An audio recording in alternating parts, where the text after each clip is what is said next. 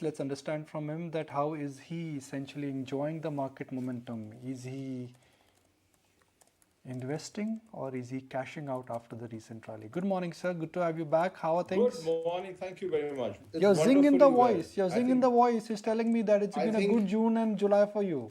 You made a lot of I think money. God is, listen, God is kind to older people. You must know that. Not only to younger startups. Who's old here? I'm not old. Are you calling yourself old?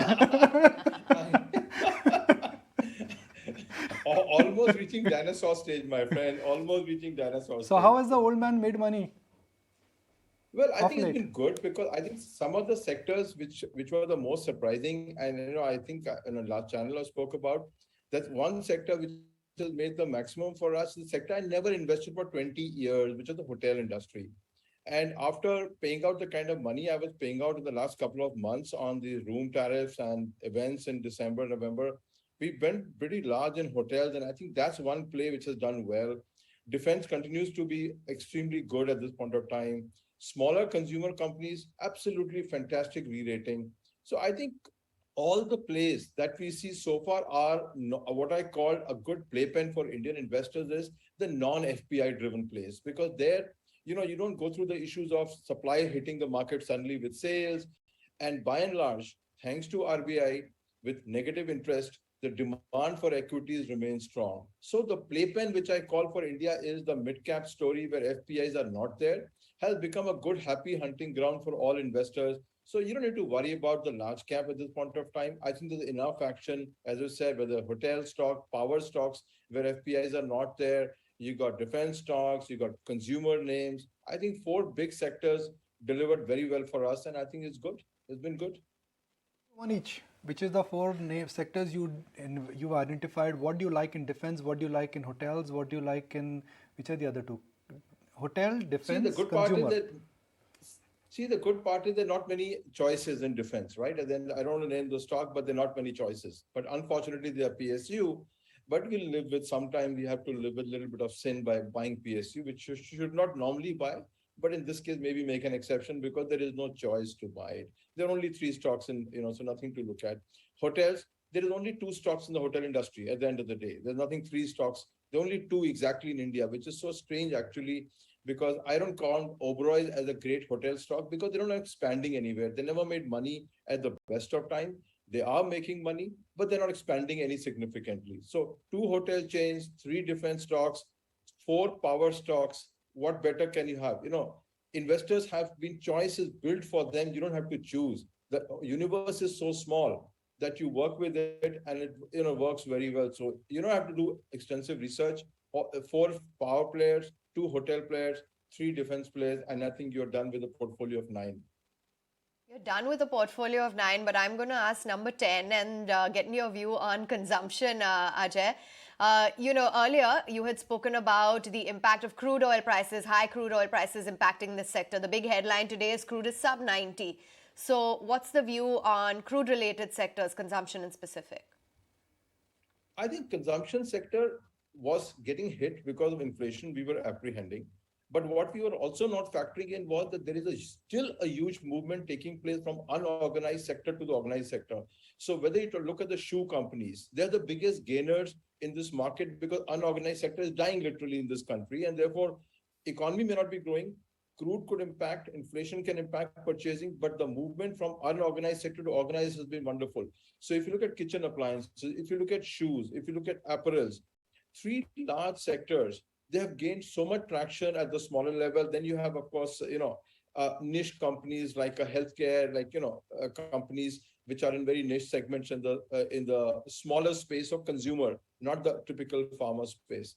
So I think oil is a worry, but I think these companies are doing smarter thing is that listen, instead of fighting and reducing the prices for inflation hit customers, they are going and attacking the customer segment of the unorganized sector. And that's the been a I think it's a process for the last few years now that everybody is gaining share from unorganized sector. Even the economy is at 4 to 6% growth rate, and therefore the branded smaller companies, as we name shoe companies, etc., have done so much better than the rest of the market because they are seeing a huge demand transition from unorganized to organized. They don't need to worry about economy growing or inflation or oil or anything of that order. Ajay, you've told us 9 sectors to stay invested in and then your home.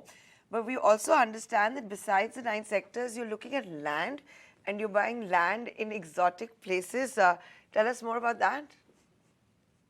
Well, if you can, if God is kind, you should afford it. I think you can buy it. Land is going out of, it's a limited stock in the world. And in India, it's so much more limited stock, as you can see what's happening there. So I think, one was, we were, of course, that's a direct, it's a passion to buy it, good places, but that's not the point. But I think the most, if you ask me, I have started investing in the most, I would say, undervalued segment in the tea industry. They are sitting on, we're not even talking of acres, they're taking on hundreds of hectares of land, and valuation is less than even 100 crores.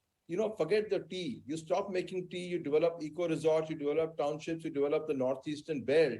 That land could be worth maybe thousands, I don't know how many crore could it be. It could be a long-term bet, but I think the tea industry offers the best real estate bet, if you ask me, in this country.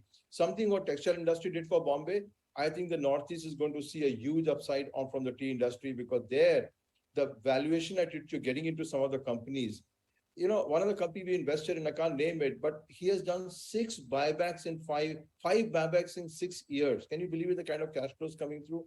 And they sit on 200 hectares of land, not even acres. I think it's going to be a huge play at this point of time. It'll take its own time to mature, but the point is, you can't go wrong when you're buying hundreds of hectares of land in a profitable company at less than 100 crores valuation. I think you'll need patience, but you won't be wrong. So, where else have you bought land? Or is that the only theme that you're looking at? In the past, when you've come, of course, you've talked about InvITs and REITs with us too. But for land, tell us more. Well, this is what I don't. I like. Ajay Nayantara, like I know in North, like I know this. First thing in Delhi, people think buy land before stocks. So it's a Delhi wala conversation which has started. It has worked well. Ask me, it has worked well. I plead guilty. It has worked so well. It has worked so well in Goa. It has beaten all stock returns with no risk. I can tell you this much. Same is with the hills. I'm telling you, Delhi are right sometimes. We may be crass, but we are right sometimes. And I think it works well. But having said that, on a serious note, I think people have ignored power REITs to their chagrin, because those have given the best return in the last 2 years, including all the stocks combined. Dividend every quarter, they have got a 40% appreciation in value, and they continue to pay you quarterly at the rate of 9%, 9.5% yield. Tell me an instrument, and these are guaranteed money out of Government of India. These are fantastic, absolutely. And the best part is they're so liquid that the moment you want to sell and park into equity, it is almost instantaneously. So you got a good return, dividend yield 9.5%, very liquid instruments, safe instruments. You got to balance your portfolio, and these have done well.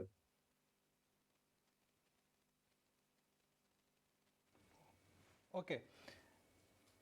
Ajay, if you have to build a portfolio which in a sense could be bulletproof with what is happening in the world, I'm talking about energy prices, commodity prices, inflation, what is the best way to hedge your portfolio, add earnings in your portfolio, or buying pricing power?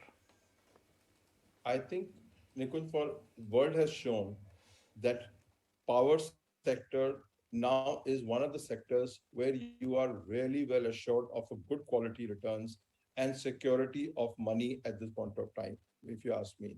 It's the best sector to be in, because every government has found to its predicament that if you don't provide for this sector, you could get hurt very badly.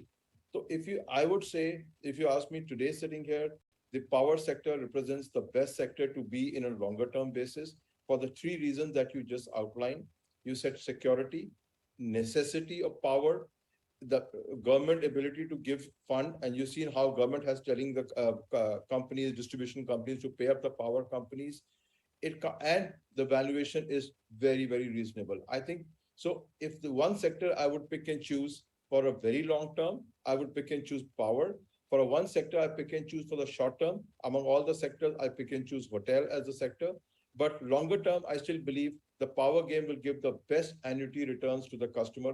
And all these companies give good dividends also. It's not they don't give you dividends. So dividend, capital, security, sector-wise, and best part, you can't get competition easily. In fact, the sector is consolidating. Now there are 4 or 5 companies left in India, so you can't get better than that. And more of the assets are coming up for sale, the older stress assets. So these guys are acquiring them on the cheap. You saw a couple of acquisitions happening just on the power sector. They're acquiring it at the cheap, the NCLT cases. So I would say that's one sector where I would see, because I don't need to worry about a new XUV model coming or not coming. I don't need to worry about EVs, 6 airbags, pharmaceutical withdrawal of products. This is one sector which is going to be evergreen. And we have seen that very clearly, that thanks to the growth of power transmission sector, the power industry is really at the cusp of the best growth segment, I think, for the next 10 years, perhaps. So I know you're saying it's the best sector to be in, but what about some of the other stark realities with regulatory concerns for the power sector, the freebies being doled out? Doesn't that really change your perspective? See, I keep saying that at the end of the day, the government has now come up to realize, every government in the world, that you need to fund and ensure liquidity and profitability of this sector, or the economy will come to a standstill at the end of the day. Because ultimately, if there's no power in the country, you can't do what it is done. And we've seen it in California, with land of capitalism, we have seen it where there are no supposed to be quote unquote freebies. So the point, I don't think it's freebies is an issue. I think it's what you said correctly. The regulatory setup was so disastrously bad that these guys could not do anything at that point of time. That's one. Number two was the gold plating. The older promoters and at least the groups gold plated the projects, and what happened, they pulled the money out, they over leverage and so on.